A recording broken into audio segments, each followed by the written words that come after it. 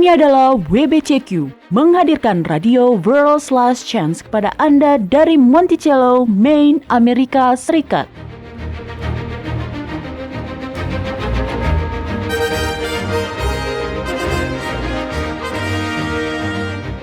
Kejahatan brutal, kerusuhan politik, ketidakstabilan keuangan, semuanya mengarah pada sebuah krisis yang akan datang, krisis yang belum pernah terjadi sebelumnya.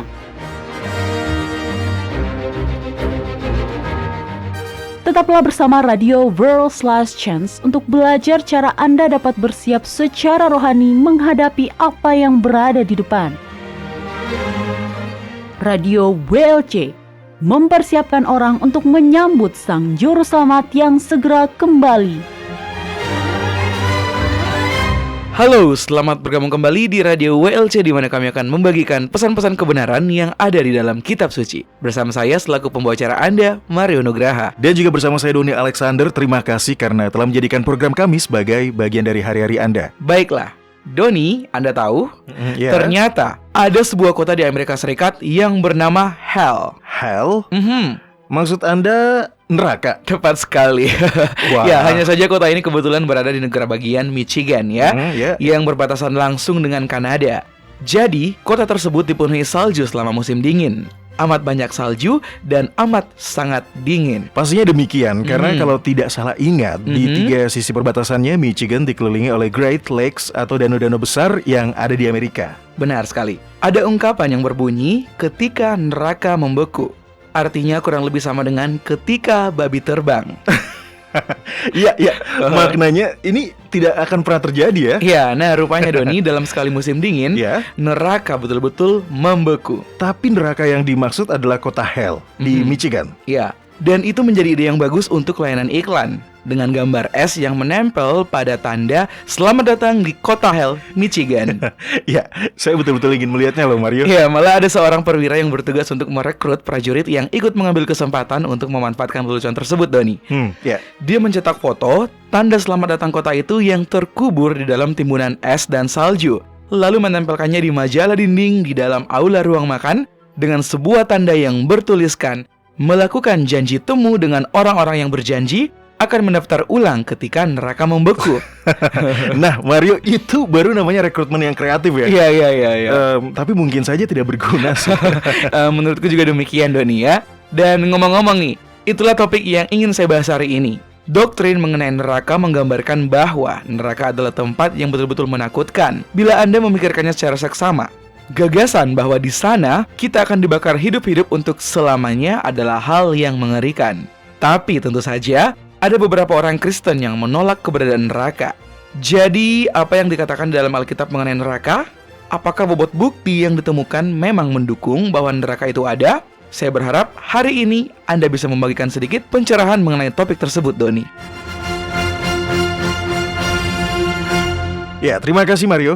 Kita mendapatkan doktrin yang problematik karena di dalamnya terdapat dua interpretasi yang berlawanan. Tidak ada ruang bagi kedua kelompok pemikir tersebut untuk jadi benar, karena keduanya adalah hal yang berlawanan, Mario. Oh iya ya, Doni, saya hampir lupa nih ya. Sebelum Anda melanjutkan pembahasan, saya ingin mengumumkan sesuatu nih. Apa itu? Ya, ini untuk para pendengar, Doni ya. Baiklah, bagi para pendengar yang baru bergabung untuk pertama kalinya dengan kami hari ini, Anda akan mendengar bahwa di Radio WLC kami lebih memilih untuk menggunakan nama-nama ilahi dari Bapa dan Sang Anak. Nama Bapa adalah Yahwa atau Yah, dan nama Sang Anak adalah Yahusua. Baiklah Doni, mohon maaf, saya hanya ingin menjelaskan hal tersebut. Nah, kalau begitu, tanpa panjang lebar lagi, silakan Anda lanjutkan penjelasan Anda. Ya, tidak masalah Mario, terima kasih sebelumnya. Iya. Nah, Mario dan juga Anda para pendengar sekalian, doktrin mengenai neraka telah menyebabkan lebih banyak duka serta kebingungan dan membuat lebih banyak orang menolak Yahwa dibandingkan kepercayaan manapun. Maksud saya begini, silakan pikirkan sejenak ya. Nah, sekarang coba sebutkan siapa yang bertanggung jawab atas penderitaan dan kesengsaraan yang terjadi pada jutaan manusia. Bahkan orang yang berdosa sekalipun akan tersentak mundur ketika pemikiran bentuk keadilan yang akan memberikan penderitaan abadi yang akan menimpa mereka sebagai hukuman atas dosa yang pernah mereka perbuat selama hidup. Nah, di abad ke-20 ada banyak contoh pelaku yang mesti bertanggung jawab atas kesengsaraan semacam itu. Misalnya, Pol Pot dan Khmer Merah di Kamboja, Hitler dan genosida yang dia lakukan, George Walker Bush dengan tipu daya, senjata pembinasa massalnya, dan revolusi kebudayaan Mao Zedong, dan juga Stalin. Baiklah, Stalin misalnya, dia bertanggung jawab atas pembersihan, pengusiran, kamp Gulag di Soviet, penyiksaan dan pembunuhan massal, pemindahan paksa, dan bejana kelaparan buatan yang membunuh jutaan orang. Pada tahun 1989, seorang sejarawan asal Georgia, Alexandrovich Medvedev, dia memperkirakan jumlah korban sekitar 20 juta jiwa. Nah, dengan tambahan korban sebanyak 20 juta jiwa selama Perang Dunia II.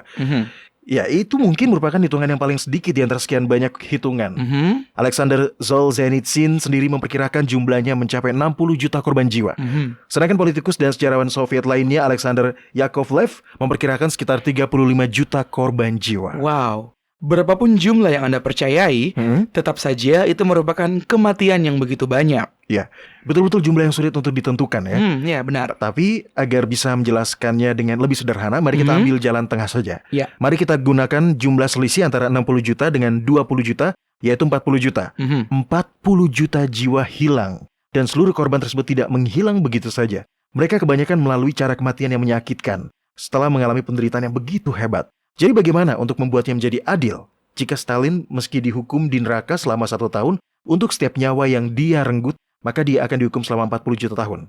Tapi itu bisa dilakukan, karena keabadian jauh lebih lama dibandingkan 40 tahun. Dan seberapa lama pun itu, sepertinya tetap tidak adil bila dia hanya dihukum di neraka selama 1 tahun untuk setiap nyawa yang dia renggut. Tidak akan adil bila Anda juga mempertimbangkan penderitaan yang dialami para korban, juga penderitaan orang-orang terdekat para korban yang menyaksikan mereka tersiksa dan mati. Baiklah, katakan saja Stalin dihukum di neraka selama 50 tahun untuk setiap nyawa yang dia renggut. Berapa? 40 dikali 50? 2000. Oke. Jadi Stalin akan dibakar hidup-hidup di neraka selama 2 miliar tahun. Wow. Ya, sekitar segitu. Dan memikirkannya saja sudah membuat otak kita itu terguncang ya, Mario. Iya. Tapi kita tetap akan menggunakan contoh tersebut.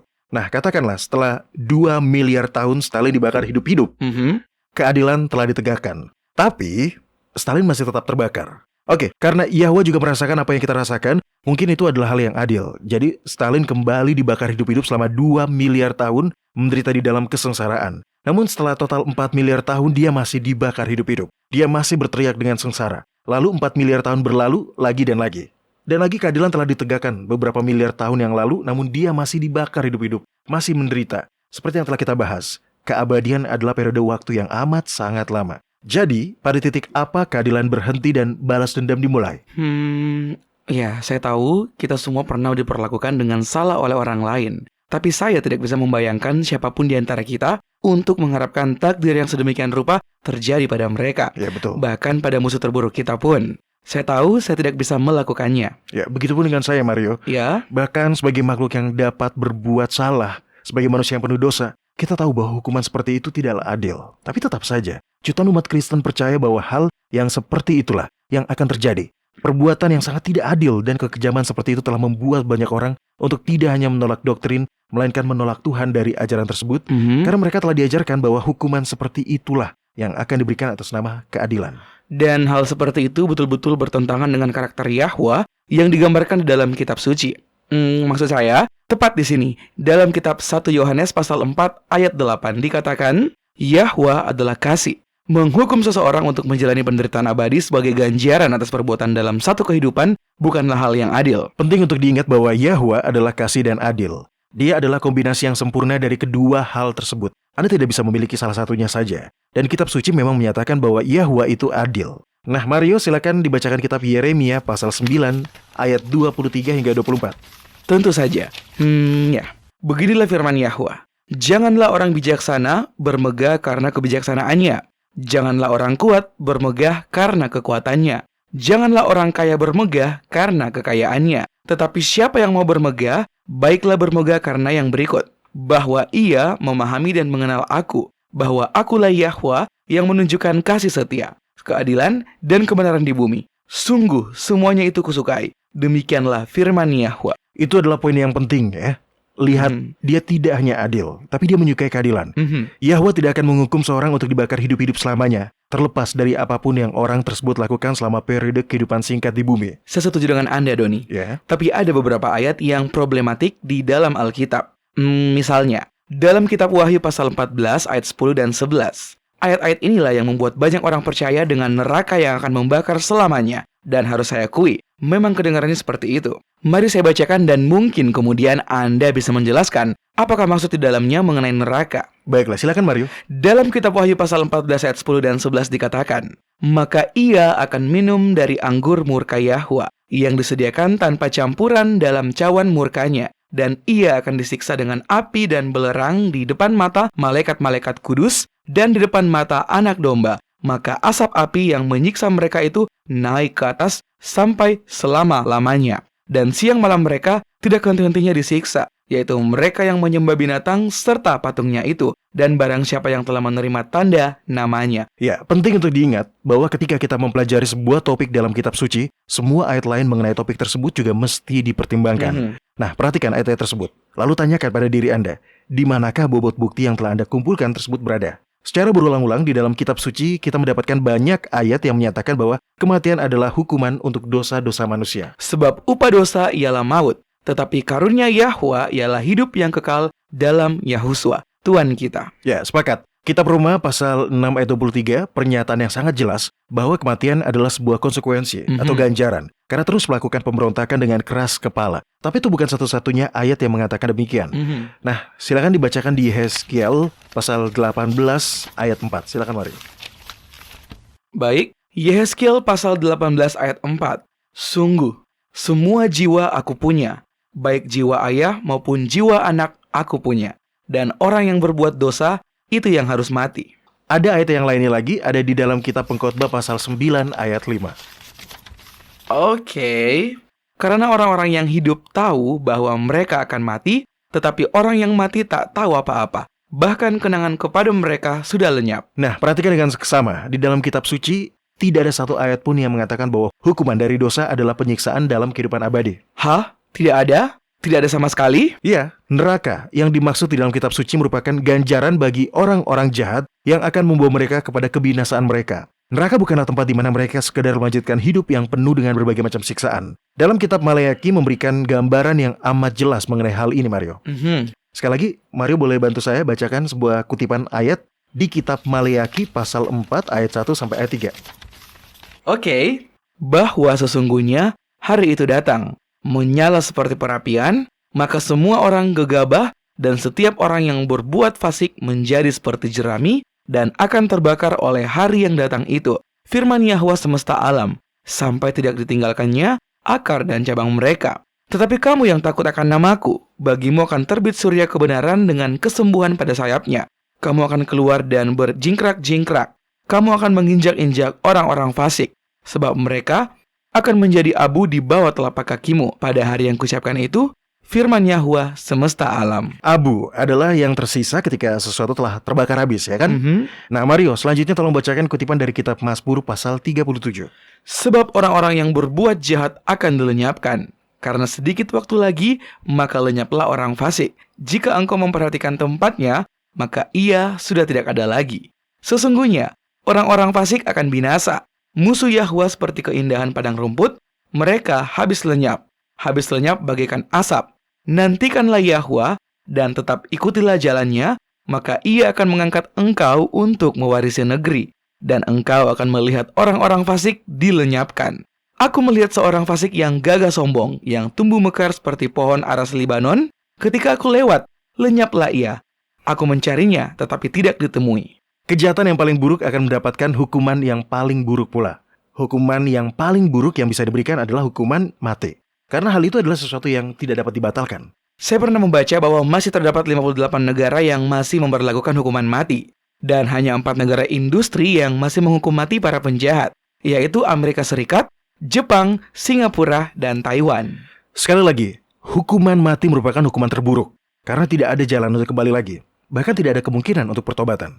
Mengenai orang-orang yang dengan keras kepala terus berbuat dosa, kitab Yesaya menyatakan, sesungguhnya mereka bagikan jerami yang dibakar api. Mereka tidak dapat melepaskan nyawanya dari kuasa nyala api. Api itu bukan bara api untuk menghangatkan diri, bukan api untuk berdiam. Mario, sekali lagi, kematianlah yang menjadi hukuman bagi orang-orang yang berbuat jahat, bukan kehidupan abadi yang penuh siksaan. Baiklah, para pendengar sekalian, kita akan rehat sejenak ya, dan nanti kita akan kembali lagi membahas topik kita hari ini. Jadi, jangan kemana-mana.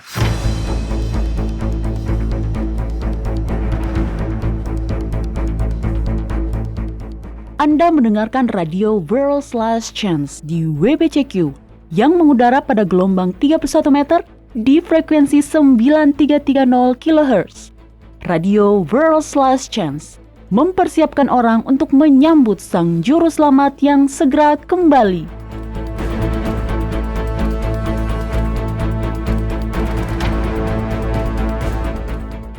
Apa yang akan Anda katakan jika saya mencoba memberitahu Anda bahwa keselamatan Anda tidak didasarkan pada kematian Sang Juru Selamat, dan bahwa itu juga tidak didasarkan pada kasih Bapa, dan bahwa iman Anda juga sama sekali tidak ada hubungannya dengan keselamatan Anda? Bagaimana Anda akan bereaksi jika saya mengatakan kepada Anda bahwa keselamatan Anda ditentukan oleh beberapa permainan peluang alam semesta, sebuah untung-untungan lotre ilahi?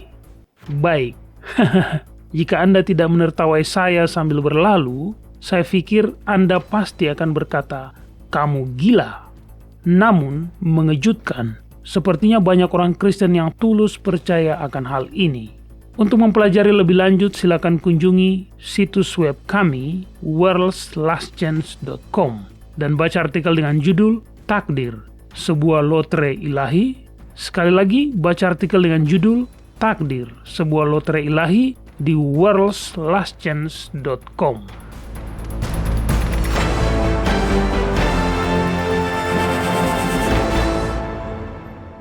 World's Last Chance telah membuat lebih dari 1.500 video dokumenter dalam lebih dari 30 bahasa. Kunjungi situs kami di worldslastchance.com atau nonton videonya pada channel WLC di YouTube. Video-video dokumenter baru tentang berbagai topik penting terus dirilis sepanjang waktu. Mulailah menontonnya dan pelajarilah kebenaran selama Anda masih memiliki kesempatan di worldslastchance.com.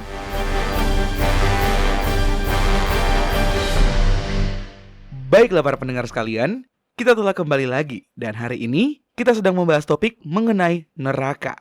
Sebelum rehat tadi, Doni telah menunjukkan bahwa di dalam kitab suci, kematianlah yang menjadi hukuman atas perbuatan dosa, bukan kehidupan abadi yang penuh siksaan.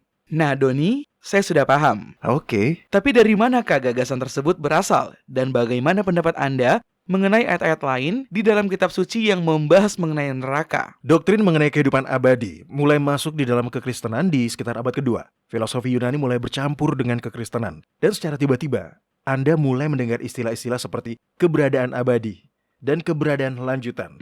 Nah, lalu pada tahun 240 Masehi, Tertullian dari Carthage mengambil langkah yang logis. Nah, dia menulis bahwa kehidupan abadi penuh siksaan yang menjadi hukuman bagi orang-orang jahat adalah hal yang setara dengan kebahagiaan abadi yang akan didapatkan oleh orang-orang yang benar. Siksaan abadi bagi orang-orang jahat adalah kesimpulan yang logis jika kita memiliki jiwa abadi yang tidak dapat mati. Ya, tapi itu bahkan tidak alkitabiah, Doni.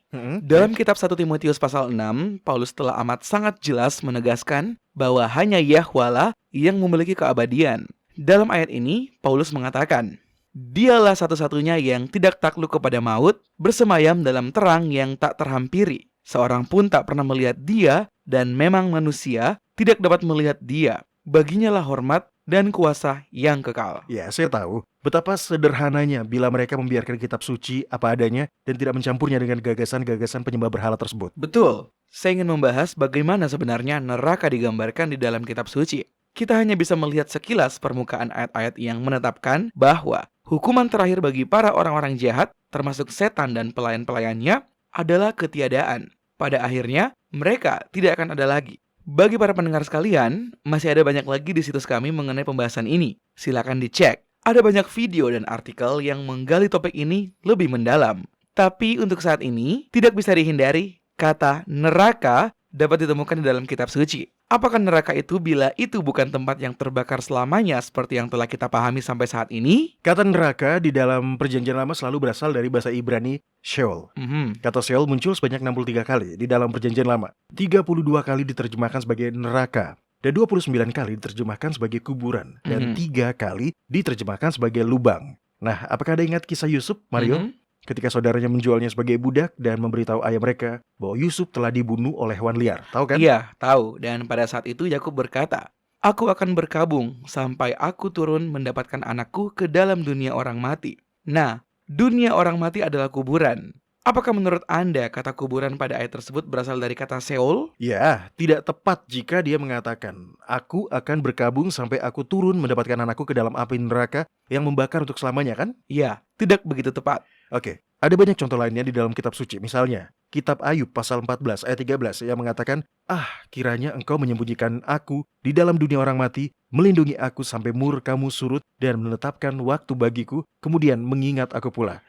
Dalam kitab Mazmur pasal 88 ayat 3 mengatakan, sebab jiwaku kenyang dengan malapetaka dan hidupku sudah dekat dunia orang mati. Pada kitab Kejadian pasal 42 ayat 38, ketika Yakub tidak mengizinkan Benyamin menemani saudara-saudaranya ke Mesir, dia mengatakan, anakku itu tidak akan pergi ke sana bersama-sama dengan kamu, sebab kakaknya telah mati dan dialah yang tinggal. Jika dia ditimpa kecelakaan di jalan yang akan kamu tempuh, maka tentulah kamu akan menyebabkan aku yang ubanan ini turun ke dunia orang mati karena duka cita. Ya, tidak mungkin Ayub meminta kepada Yahwa untuk menyembunyikannya di tempat di mana penyiksaan itu abadi, hanya agar dia bisa lari dari segala masalahnya.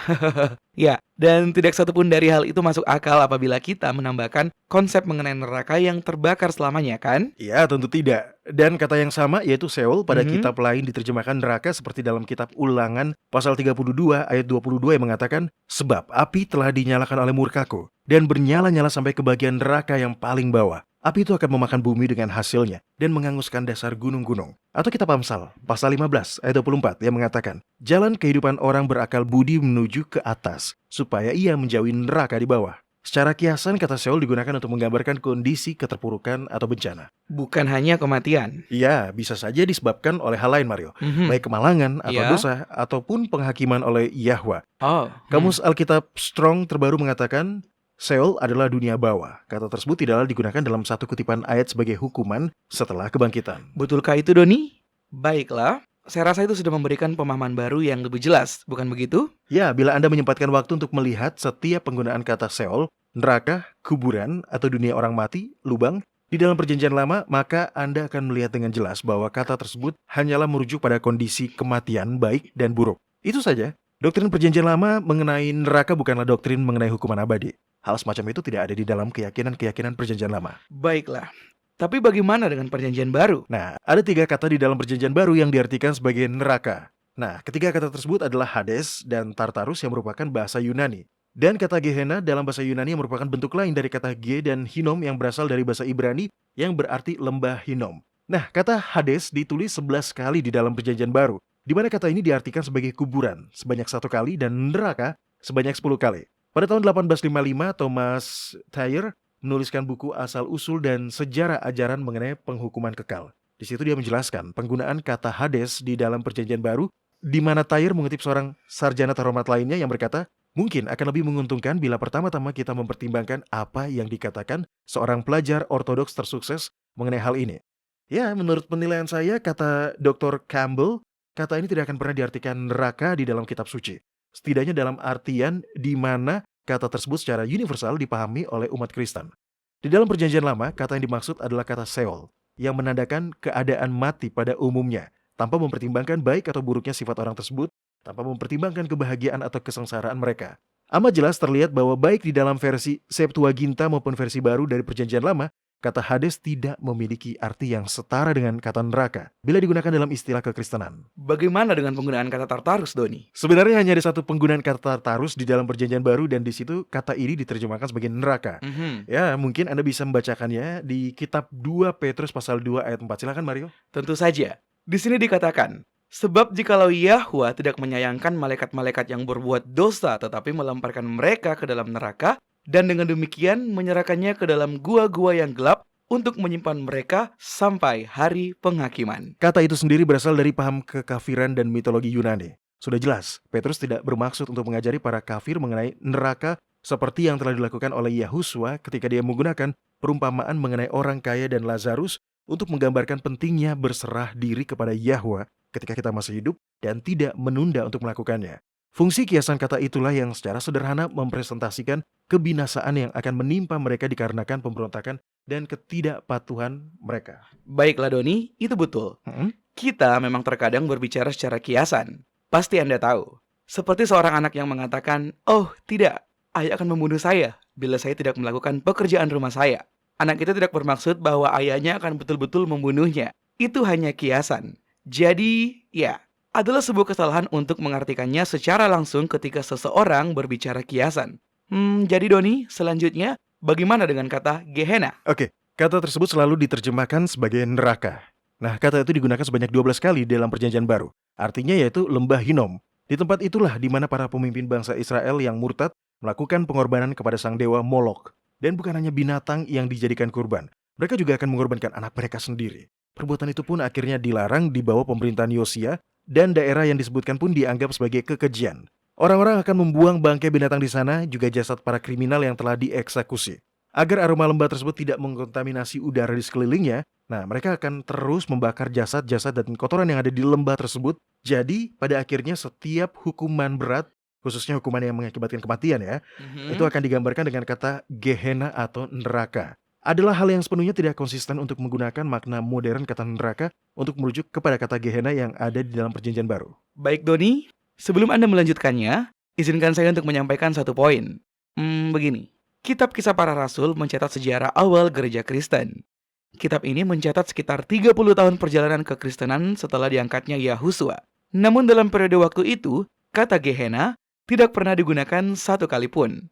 Kita pasti berpikiran bahwa sebuah konsekuensi besar dari menjadi orang-orang sesat pasti akan dihotbahkan oleh seseorang. Sayangnya, saya tidak melihat satupun rasul yang luput untuk mengingatkan umat Kristen awal mengenai hukuman tiada akhir seperti itu. Kalau memang hal tersebut benar, bagaimana pendapat Anda? Ya, tidak. Begini Mario, kita telah memaksakan definisi bahasa modern kita ke dalam ayat-ayat Alkitab, dan itu sama sekali tidak tepat ya. Kitab Wahyu menceritakan tentang danau api yang pada akhirnya akan membinasakan setan, dosa, dan juga para pendosa. Namun bagian terindah dari kutipan ayat-ayat ini adalah bahwa ayat-ayat tersebut mengungkapkan bahwa kematian itu sendiri akan dibinasakan. Bagaimana kalau Anda membacakan ayatnya ya? Kitab Wahyu pasal 20 ayat 12 hingga 15. Baiklah Doni, dan aku melihat orang-orang mati, besar dan kecil, berdiri di hadapan Yahwa. Lalu dibukalah semua kitab, dan dibuka juga sebuah kitab lain, yaitu kitab kehidupan. Dan orang-orang mati dihakimi menurut perbuatan mereka, berdasarkan apa yang ada tertulis di dalam kitab-kitab itu. Maka laut menyerahkan orang-orang mati yang ada di dalamnya, dan maut dan neraka menyerahkan orang-orang mati yang ada di dalamnya. Dan mereka dihakimi masing-masing menurut perbuatannya. Lalu maut dan neraka dilemparkan ke dalam lautan api. Itulah kematian yang kedua, lautan api. Dan setiap orang yang tidak ditemukan namanya tertulis di dalam kitab kehidupan itu, ia dilemparkan ke dalam lautan api itu. Itu sungguh indah. Tempat kematian itu sendiri, kondisi mati itu sendiri, semuanya dibinasakan agar yang tersisa hanyalah kehidupan. Kebinasan dari dosa, setan, dan kematian itu sendiri akan membuat kemenangan Yahusua menjadi lengkap. Seperti yang Paulus katakan, maut telah ditelan dalam kemenangan. Hai maut, di manakah kemenanganmu? Hai neraka, di manakah sengatmu? Bahkan dalam pembinasaan orang-orang jahat, kita bisa tetap mempercayai Sang Pencipta kita bahwa Dia akan tetap seperti biasanya, mengasihi selamanya dan adil seadil-adilnya. Seperti yang Dia katakan dalam kitab Hosea pasal 13 ayat 14. Di manakah penyakit samparmu, hai maut? Di manakah pembinasaanmu, hai neraka? Baiklah, para pendengar yang setia, kita akan rehat sejenak. Dan nanti kita akan lanjut ke segmen Kotak Surat Harian kita, di mana kami akan menjawab pertanyaan-pertanyaan yang dikirimkan oleh para pendengar sekalian. Jadi, jangan kemana-mana. Tetap bergabung di radio WLC.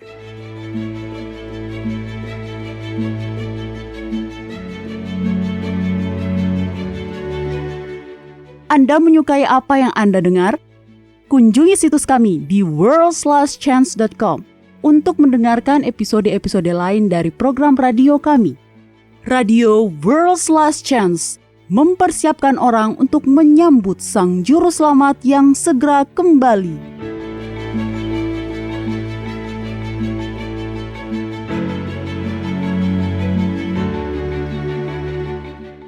Para pendengar, salah satu penipuan terbesar dalam sejarah dunia yang telah dilakukan hampir 1.700 tahun yang lalu oleh dua orang, yaitu Kaisar Romawi Konstantin Agung dan Hillel II, Presiden Sanhedrin Yahudi di abad ketiga.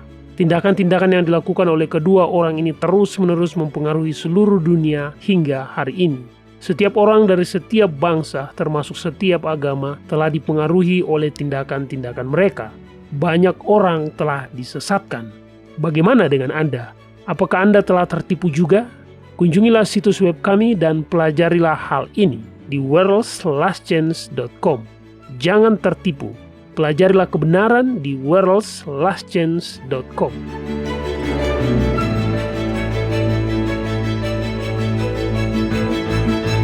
World's Last Chance berdedikasi untuk mempersiapkan orang menyambut Sang Juru Selamat yang segera kembali.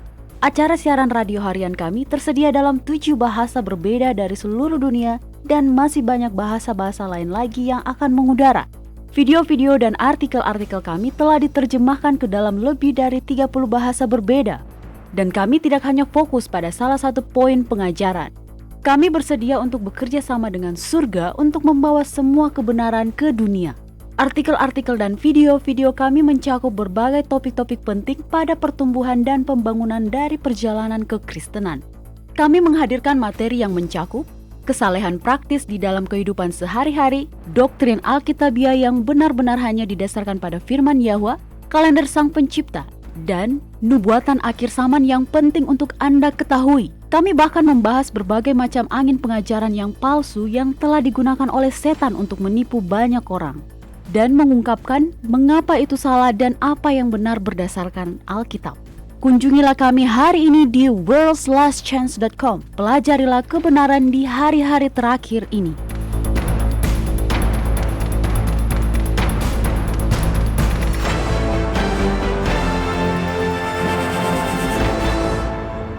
Baiklah, selamat bergabung kembali para pendengar radio WLC yang setia. Sekarang saatnya untuk segmen Kotak Surat Harian kita, di mana kita akan menjawab beberapa pertanyaan yang telah dikirimkan oleh pendengar-pendengar radio WLC di seluruh penjuru dunia. Nah, pertanyaan pertama dikirimkan oleh Kichida Hoshiko di Okazaki, Jepang. Dia menulis, di WLC, kalian betul-betul memberikan penekanan kepada pembahasan mengenai Hari Raya kaum Yahudi dan Sabat. Bukankah Dewan Yerusalem pertama yang dikisahkan dalam kitab Kisah Para Rasul pasal 15 telah mengkonfirmasi bahwa hari Sabat dan hari raya lainnya sudah tidak berlaku bagi bangsa-bangsa lain? Terima kasih. Ya, saya sangat menyukai pertanyaan ini, Mario. Kebenaran adalah hal yang konsisten. Karena pasal ini harus dipertimbangkan dan diperhitungkan. Apa yang Hoshiko katakan di sini tentu saja adalah sebuah kontroversi besar di dalam gereja Kristen awal yang memperdebatkan apakah bangsa-bangsa lain yang memutuskan untuk bertobat dan memeluk agama Kristen harus disunat atau tidak. Nah, ini adalah hal umum yang dibahas di dalamnya. Anda bisa membacanya di kitab Kisah Para Rasul pasal 15 ayat 24. Nanti Mario yang tolong bantu bacakan ayatnya ya. Baiklah Doni. Tunggu sebentar. Ya, ini dia. Oke. Kami telah mendengar bahwa ada beberapa orang di antara kami yang tiada mendapat pesan dari kami, telah menggelisahkan dan menggoyahkan hatimu dengan ajaran mereka, dengan berkata, kalian harus disunat dan diwajibkan untuk menuruti hukum Musa. Para Yahudi dengan mindset mereka yang berorientasi pada tindakan telah merasa superior dibandingkan dengan bangsa-bangsa lain dalam waktu yang lama. Nah, kita bisa mengetahui bahwa mereka merasa bangga telah disunat dari cara mereka merendahkan bangsa-bangsa lain dengan menyebut mereka sebagai orang-orang yang tidak disunat. Ya, mereka benar-benar berorientasi pada tindakan. Ya, jadi perselisihan yang ada di dalam kitab Kisah Para Rasul pasal 15 adalah perdebatan antara keselamatan karena perbuatan dengan keselamatan karena iman. Orang-orang Yahudi yang berorientasi pada perbuatan ini lalu memeluk agama Kristen dan menyelinap di belakang Paulus dan Barnabas, lalu memberitahukan orang-orang Kristen yang masih baru ini bahwa mereka mesti disunat agar mereka bisa diselamatkan. Keselamatan karena perbuatan selalu lebih diinginkan oleh hati manusia ketimbang keselamatan melalui keimanan. Betul.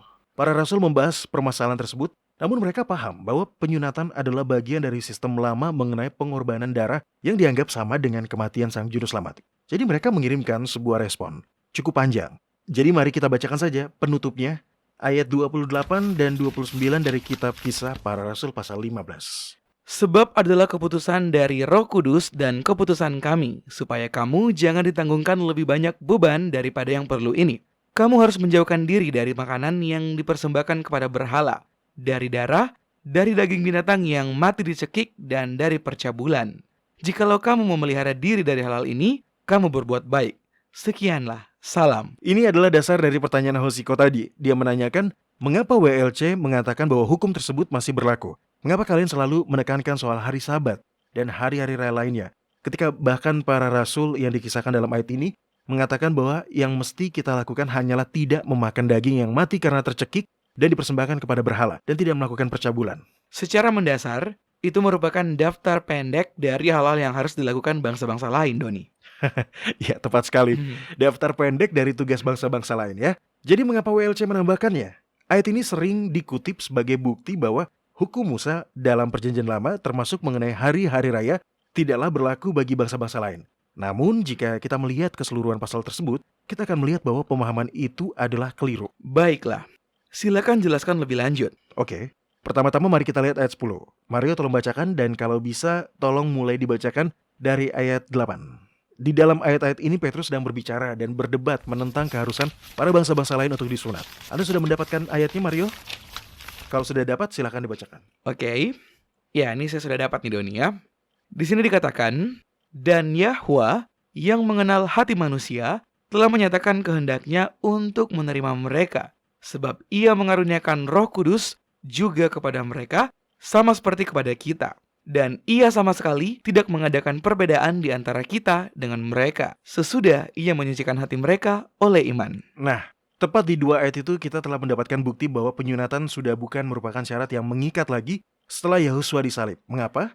Karena Yahwa tidak membedakan antara kaum Yahudi dengan bangsa-bangsa lain. Iya, betul. Baiklah, tolong lanjutkan ke ayat selanjutnya, Mario. Baik, kalau demikian, mengapa kamu mau mencobai Yahwa dengan meletakkan pada tengkuk murid-murid itu suatu kuk yang tidak dapat dipikul, baik oleh nenek moyang kita maupun oleh kita sendiri? Keputusan para rasul untuk tidak menempatkan kuk pada tengkuk murid-murid tersebut adalah konsep keliru yang membuat kita percaya bahwa kita bisa diselamatkan karena apa yang telah kita lakukan. Segala jenis upaya dalam mengajarkan bahwa kita harus melakukan tugas tertentu agar bisa diselamatkan sama saja dengan menempatkan kuk di tengkuk umat Yahwa. Inilah yang para rasul maksud dalam deklarasi mereka di sidang pertama mereka, Mario. Paulus juga selalu bersikeras bahwa kita hanya bisa diselamatkan melalui iman di dalam jasa dan pengorbanan Yahusua. Penyunatan tanpa iman tidak akan pernah bisa membenarkan siapapun. Surat yang dikirimkan para rasul dari Yerusalem dicatat dalam ayat 23 hingga 29. Tapi untuk memahaminya secara lengkap, penting untuk membaca apa yang mereka diskusikan juga. Iya, benar. Ya, kita tidak bisa membacanya semuanya sekarang. Jadi sama seperti sebelumnya, kita bacakan pernyataan akhir mereka saja dari ayat 19 ya hingga 21. Mario, tolong bantu lagi saya untuk membacakan ayat tersebut. Baik, Doni, sebab itu aku berpendapat bahwa kita tidak boleh menimbulkan kesulitan bagi mereka dari bangsa-bangsa lain yang berbalik kepada Yahwa. Tetapi kita harus menulis surat kepada mereka supaya mereka menjauhkan diri dari makanan yang telah dicemarkan berhala-berhala, dari percabulan, dari daging binatang yang mati dicekik, dan dari darah. Nah, disinilah dimana kebanyakan orang berhenti membaca kitab ini dan mengatakan, oh, saya adalah bangsa-bangsa lain. Jadi cuma itu yang harus saya lakukan. Hukum Musa sudah tidak berlaku lagi bagi saya. Nah, sekarang tolong bacakan ayat 21, Mario. Sebab sejak zaman dahulu, hukum Musa diberitakan di tiap-tiap kota, dan sampai sekarang hukum itu dibacakan tiap-tiap hari Sabat di rumah-rumah ibadat. Wah, harus saya akui, Doni, bahwa saya tidak pernah menyadari hal tersebut sebelumnya. Sepertinya saya melewatkannya. Kebanyakan orang juga begitu, tapi lihat, pemahaman yang jelas sedang dinyatakan di dalam sini. Para rasul tidak harus mengajari mereka mengenai syarat-syarat mengikat lainnya, karena mereka telah diajarkan mengenai itu. Lebih jauh lagi, mereka telah diajari di rumah ibadat pada hari Sabat, dan yang diajarkan kepada mereka adalah hukum Musa. Jadi, yang ditunjukkan dalam ayat-ayat ini adalah bahwa sudah merupakan pengetahuan umum bahwa hukum Yahwa masih berlaku, bahwa Sabat dan hari raya tahunan lainnya masih harus dirayakan. Ya, mereka tidak perlu mengajarkan ulang hukum Musa yang lainnya karena hukum tersebut masih diberlakukan. Tapi bukan hanya itu. Beragam ayat di dalam Perjanjian Baru juga menunjukkan bahwa orang-orang percaya masih harus menaati perintah-perintah Yahwa. Ya, Yahusua sendiri mengatakan demikian. Dalam kitab Matius pasal 19, dia berkata, apakah sebabnya engkau bertanya kepadaku tentang apa yang baik? Hanya Yahwa yang baik. Tetapi jikalau engkau ingin masuk ke dalam hidup, turutilah segala perintah Yahwa. Ya, banyak orang di antara umat Kristen saat ini yang mengatakan bahwa semua perintah masih harus dipatuhi kecuali perintah mengenai hari Sabat. Karena semua perintah lainnya, kata mereka, dituliskan ulang dalam tanda kutip di dalam Perjanjian Baru. Namun, perintah mengenai Sabat tidak. Jadi, itulah mengapa perintah tersebut sudah tidak berlaku, kata mereka. Tapi pada ayat ini, Yahusua berkata, turutilah segala perintah Yahwa. Dia tidak berkata, turutilah segala perintah kecuali perintah keempat. Iya. Betul, Mario. Lebih jauh lagi, poin yang penting untuk dipertimbangkan adalah salah satu tanda yang mengidentifikasi generasi terakhir adalah bahwa mereka mematuhi perintah Yahwa. Ya. Nah, silakan perhatikan kitab Wahyu pasal 14 ayat 12. Yang penting di sini ialah ketekunan orang-orang kudus yang menuruti perintah Yahwa dan iman kepada Yahusua. Ya. Ayat ini juga mengatakan demikian, Doni. Masih ada ayat lainnya yang juga di dalam kitab Wahyu. Oke, ayat yang manakah yang Anda maksud, Mario? Kitab Wahyu pasal 22 ayat 14. Berbahagialah mereka yang mematuhi perintah-perintahnya.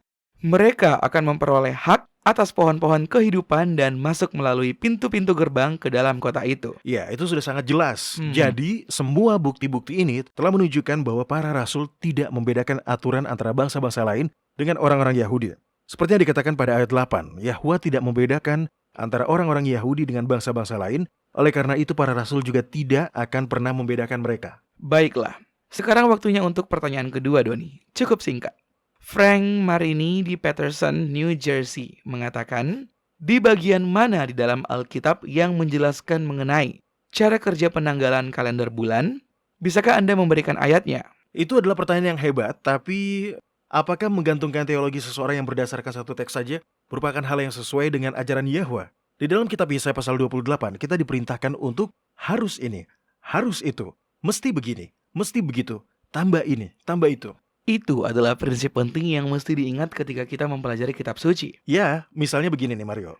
Bisakah Anda membuktikan bahwa neraka yang membakar untuk selamanya itu ada dijelaskan di dalam Alkitab? Ya, tentu saja, Doni. Ya, Anda dan banyak gereja bisa melakukannya. Tapi membuktikan sebaiknya dengan sangat jelas, Mario, akan memberikan lebih banyak teks yang kontradiktif. Oke, karena orang-orang yang hidup tahu bahwa mereka akan mati. Tetapi orang-orang yang mati tak tahu apa-apa. Tak ada upah bagi mereka, bahkan kenangan kepada mereka sudah lenyap. Ya, kita Pengkhotbah pasal 9 ayat 5, dan itu membuktikan maksud saya, ketika sebuah teks dikutip dari kitab suci, kita bisa mengembangkannya dan menjadikannya sebuah teologi secara keseluruhan. Dan amat mudah terbawa untuk melakukannya. Betul.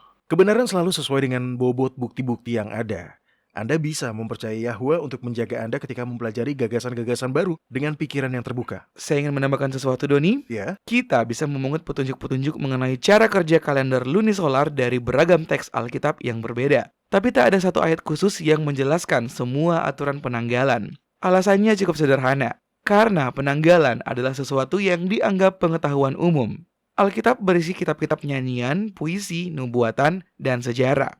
Tapi tak seorang pun ingin repot menuliskan cara kerja kalender tersebut karena semua orang telah mengetahuinya. Ya, poin yang sangat bagus. Sama seperti saat ini, ada jutaan buku yang diterbitkan, tapi bila itu bukanlah buku yang secara khusus membahas mengenai penghitungan waktu, maka buku tersebut tidak akan membahas penanggalan karena hal tersebut dianggap pengetahuan umum.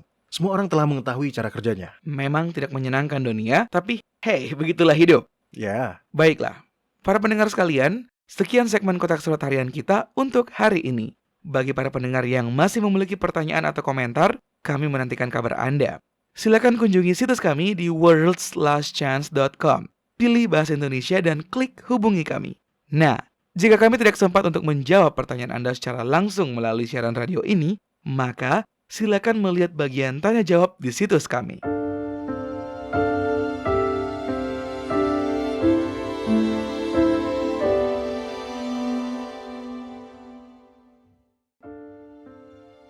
Anda menyukai apa yang Anda dengar? Kunjungi situs kami di worldslastchance.com untuk mendengarkan episode-episode lain dari program radio kami. Radio World's Last Chance mempersiapkan orang untuk menyambut Sang Juru Selamat yang segera kembali.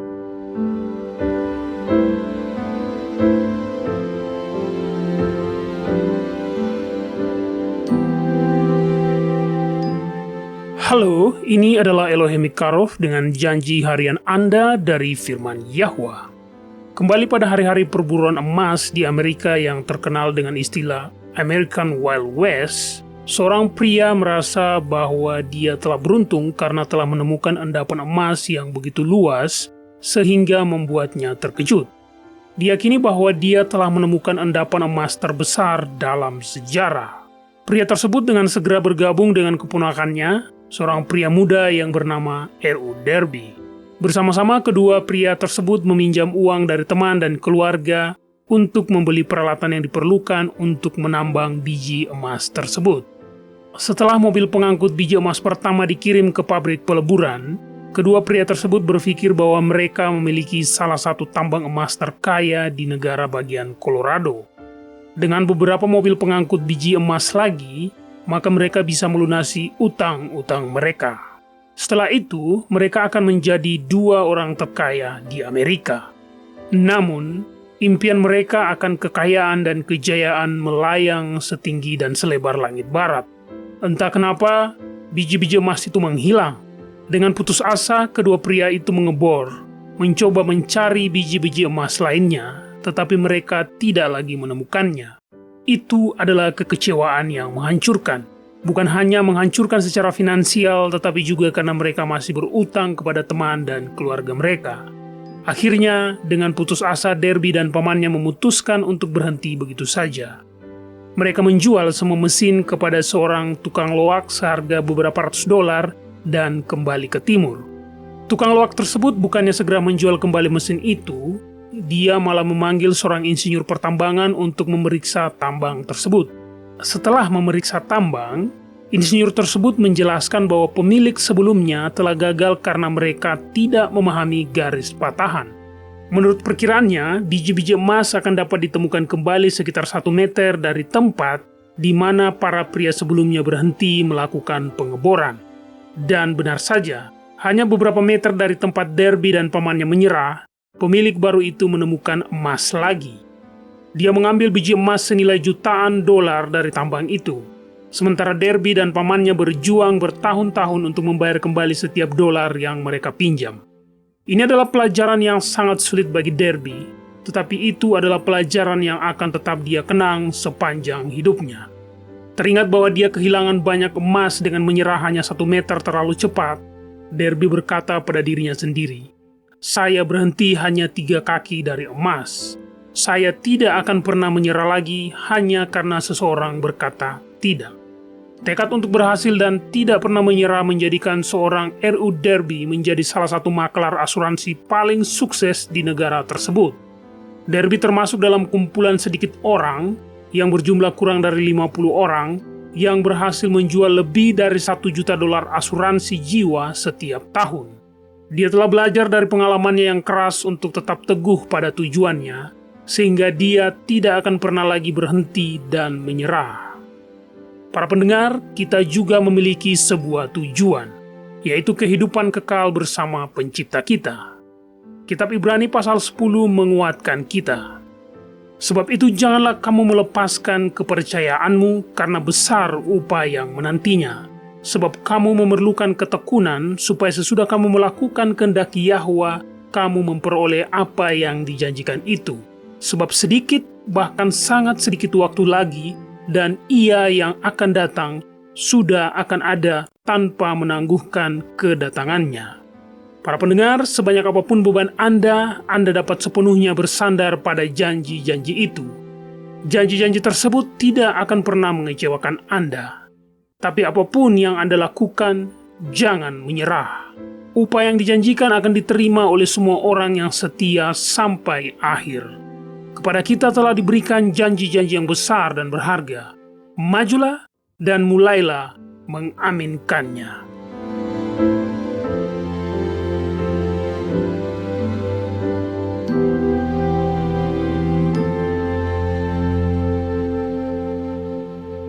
Banyak orang dewasa berharap mereka memiliki kesempatan untuk belajar agama selagi berada di universitas. Jika Anda berada di posisi yang sama, saat ini belum terlambat. Di worldslastchance.com, kami memiliki ratusan artikel dan video tentang berbagai topik agama dan rohani yang terus ditambahkan setiap saat. Ada artikel yang memberikan nasihat tentang bagaimana menikmati kehidupan Kristen yang berkemenangan. Artikel-artikel lain menyelidiki secara mendalam bagian-bagian Alkitab yang salah dimengerti dan menjelaskan apa arti bagian itu dalam bahasa Ibrani yang asli. Kami juga menyajikan banyak artikel dan video tentang nubuatan. Paulus memberitahu Timotius, segala tulisan yang diilhamkan Yahwa memang bermanfaat untuk mengajar, untuk menyatakan kesalahan, untuk memperbaiki kelakuan, dan untuk mendidik orang dalam kebenaran. Dengan demikian, tiap-tiap manusia kepunyaan Yahwa menjadi sempurna, dan diperlengkapi sepenuhnya untuk setiap perbuatan baik. Jika Anda membaca dengan seksama materi di situs kami, Anda akan memiliki landasan yang menyeluruh bukan hanya pada kebenaran doktrinal, tetapi Anda juga akan mempelajari rahasia-rahasia cara berdoa yang efektif dan cara belajar Alkitab sehingga Anda dapat menemukan kebenaran untuk diri Anda sendiri. Kunjungi situs web kami di worldslastchance.com. Tidak ada kata terlambat untuk memulai. worldslastchance.com mempersiapkan orang untuk menyambut Sang Juru Selamat yang segera kembali.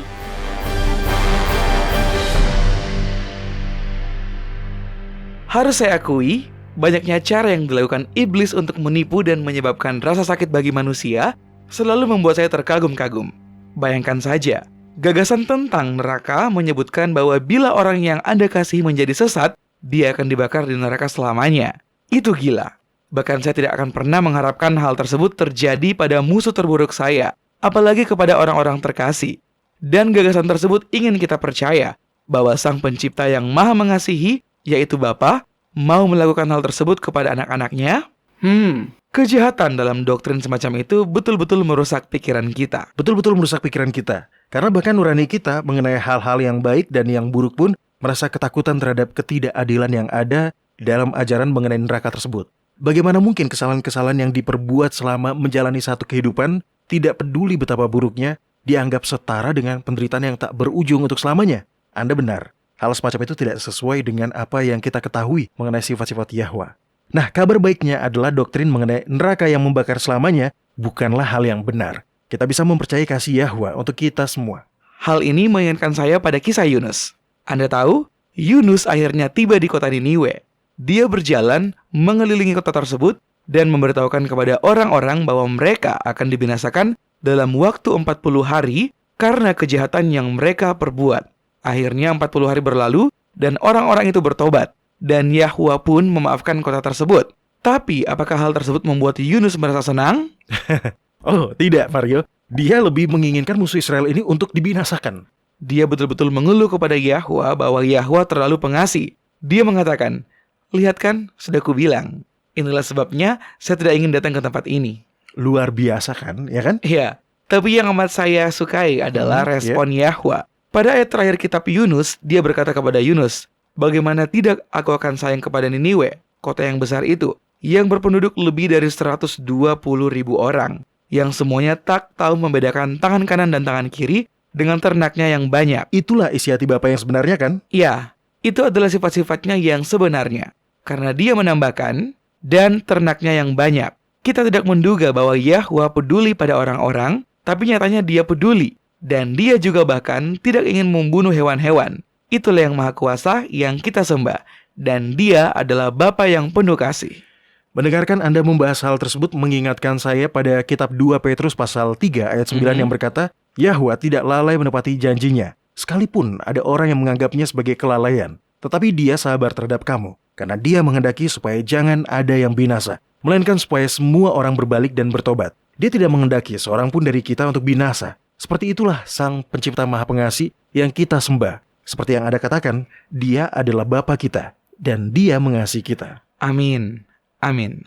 Anda tahu, Doni? Ya. Biasanya kita akan mengakhiri setiap program kita dengan mengingatkan para pendengar betapa dekatnya kita dengan hari kiamat. Berapa banyak lagi kejadian yang mesti terjadi di antaranya, dan juga bahwa kejadian yang paling menakutkan akan segera terjadi. Ya, sadarlah dan berjaga-jagalah. Lawanmu si iblis berjalan keliling sama seperti singa yang mengaum-ngaum dan mencari orang yang dapat ditelannya. Kini terasa lebih signifikan kan? Betul. Dan hal yang selalu kita ulangi terus-menerus adalah betapa pentingnya untuk mengetahui, untuk mengasihi, dan untuk meyakini Yahwa demi diri kita sendiri. Karena tanpa pengetahuan mendasar tersebut, bagaimana bisa iman Anda tetap teguh ketika kelihatannya seluruh dunia bersekongkol melawan Anda? Bagaimana Anda akan mendapatkan kekuatan untuk menolak bukti yang didapatkan oleh indera Anda ketika setan berhasil menipu Anda dan membuatnya seakan Yahusua telah betul-betul datang?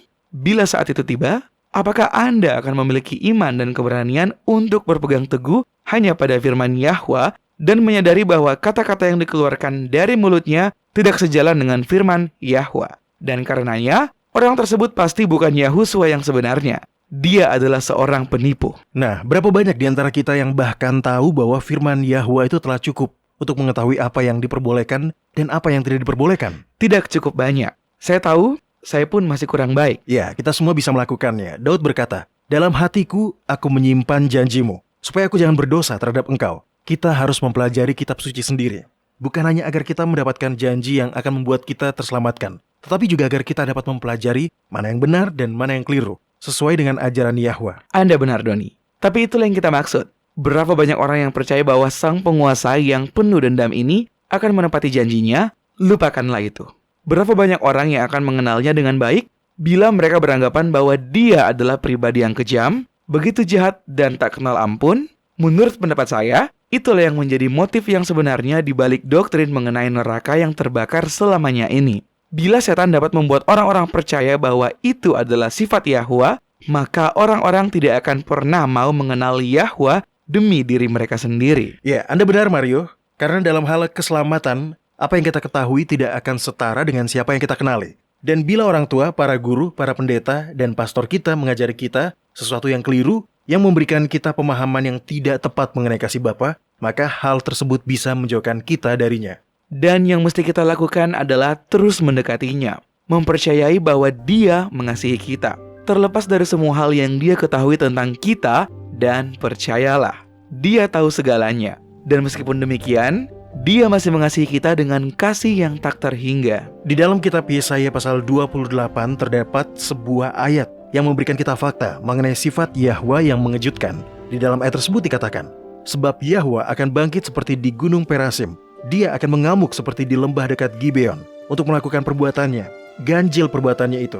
Dan untuk mengerjakan pekerjaannya, ganjil pekerjaannya itu." Ya, sebuah penggunaan kata ganjil yang menarik. Ya, tapi bagi Bapa kita yang penuh kasih, hukuman, bahkan hukuman bagi orang-orang yang jahat adalah pekerjaan yang ganjil.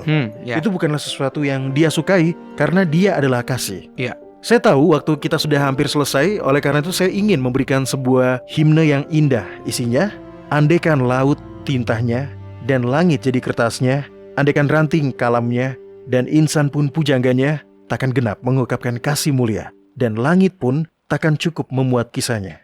Karena itulah dia, dan dia tidak akan pernah berubah sampai kapanpun. Baiklah para pendengar, bergabunglah lagi bersama kami besok. Sampai jumpa, dan ingat, Yahwa mengasihi Anda, dan dia aman untuk dipercaya.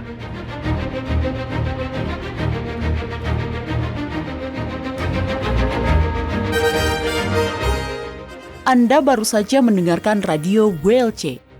Program ini serta episode Radio WLC yang lain tersedia untuk Anda unduh di situs kami. Sangat baik untuk dibagikan pada para sahabat Anda yang mempelajari Alkitab. Ini juga sumber yang bagus bagi orang-orang yang beribadah kepada Yahwa sendirian atau di rumah. Jika Anda ingin mendengarkan program Radio WLC, kunjungi situs kami di worldslastchance.com. Klik ikon Radio WLC di bagian kanan atas beranda. Di sini Anda dapat mengunduh episode dalam bahasa pilihan Anda. Tersedia juga artikel dan video dalam berbagai bahasa. Bergabunglah bersama kami besok untuk menerima berbagai pesan kebenaran lain di WBCQ yang mengudara pada gelombang 31 meter di frekuensi 9330 kHz. Radio World's Last Chance mempersiapkan orang untuk menyambut Sang Juru Selamat yang segera kembali.